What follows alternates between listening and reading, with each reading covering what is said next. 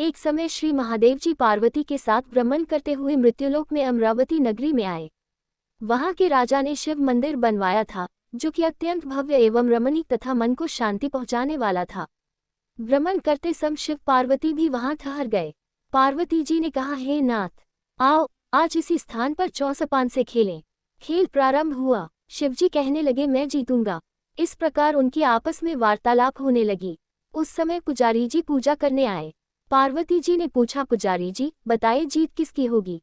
पुजारी बोला, इस खेल में महादेव जी के समान कोई दूसरा पारंगत नहीं हो सकता, इसलिए महादेव जी ही यह बाजी जीतेंगे।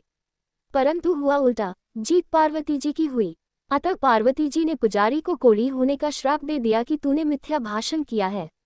अब तो पुजारी कोढ़ी हो गया। शिव पार्वती जी दोनों वापस चले गए। कुछ समय पश्चात अप्सराएं पूजा करने आईं। अप्सराओं ने पुजारी के उसके कोढ़ी होने का कारण पूछा। पुजारी ने सब बातें बता दी। अप्सराएं कहने लगी, पुजारी जी आप 16 सोमवार का व्रत करें तो शिवजी प्रसन्न होकर आपका संकट दूर करेंगे। पुजारी जी ने अप्सराओं से व्रत की विधि पूछी। अप्सराओं ने व्रत करने और व्रत के उद्यापन करने की संपूर्ण विधि बता दी। पुजारी ने विधिपूर्वक श्रद्धाभाव से व्रत प्रारंभ किया और अंत में व्रत का उद्यापन भी किया। व्रत के प्रभाव से पुजारी जी रोग मुक्त हो गए। कुछ दिनों बाद शंकर पार्वती जी पुनः उस मंदिर में आए तो पुजारी जी को रोग मुक्त देखकर पार्वती जी ने पूछा, मेरे दिए हुए श्राप से मुक्ति पाने का तुमने कौन सा उपाय किया। पुजारी जी ने कहा, हे माता, अप्सराओं द्वारा बताए गए 16 सोमवार के व्रत करने से मेरा ये कष्ट दूर हुआ है। पार्वती जी ने भी 16 सोमवार का व्रत किया, जिससे उनसे रूठे हुए कार्तिकेय जी भी अपनी माता से प्रसन्न होकर आज्ञाकारी हुए। कार्तिकेय जी ने पूछा, हे माता, क्या कारण है कि मेरा मन सदा आपके चरणों में लगा रहता है। पार्वती जी ने कार्तिकेय को 16 सोमवार के व्रत का महात्म्य तथा विधि बताई। तब कार्तिकेय जी ने भी इस व्रत को किया तो उनका बिछड़ा हुआ मित्र मिल गया। अब मित्र ने भी इस व्रत को अपने विवाह होने की इच्छा से किया। फलत वह विदेश गया।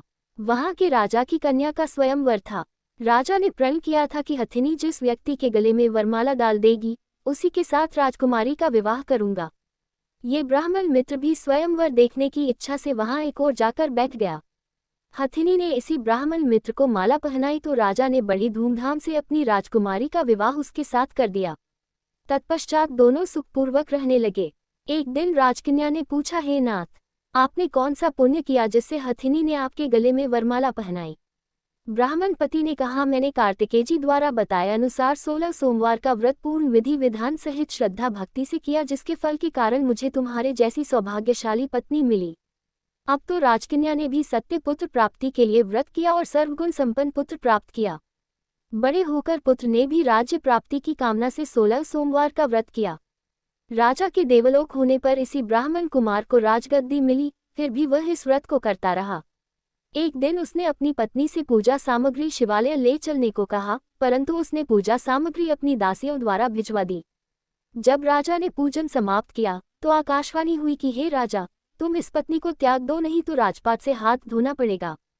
प्रभु की आज्ञा मानकर उसने अपनी पत्नी को महल से निकाल दिया।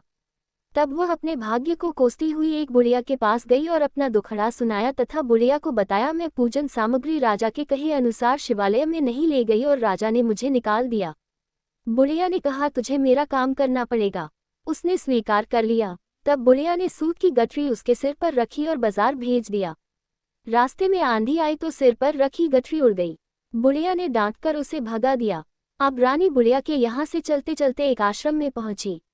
गुसाई जी उसे देखते ही समझ गए कि यह उच्च घराने की अबला विपत्ति की मारी है। वे उसे धैर्य बंधाते हुए बोले, बेटी तू मेरे आश्रम में रह, किसी प्रकार की चिंता मत कर। रानी आश्रम में रहने लगी, परंतु जिस वस्तु को वह हाथ लगाती वह वस्तु खराब हो जाती।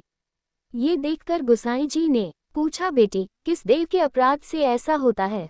रानी ने बताया कि मैंने अपने पति की आज्ञा का उल्लंघन किया और शिवालय में पूजन के लिए नहीं गई, इससे मुझे घोर कष्ट उठाने पड़ रहे हैं। गुसाई जी ने शिवजी से उसके कुशलक्षेम के लिए प्रार्थना की और कहा, बेटी तुम 16 सोमवार का व्रत विधि के अनुसार करो। तब रानी ने विधिपूर्वक व्रत पूर्ण किया। व्रत के प्रभाव से राजा को रानी की याद आई और दूतों को उसकी खोज में भेजा। आश्रम में रानी को देख दूतों ने राजा को बताया। तब राजा ने वहां जाकर गुसाई जी से कहा, महाराज यह मेरी पत्नी है, मैंने इसका परित्याग कर दिया था, कृपया इसे मेरे साथ जाने की आज्ञा दें।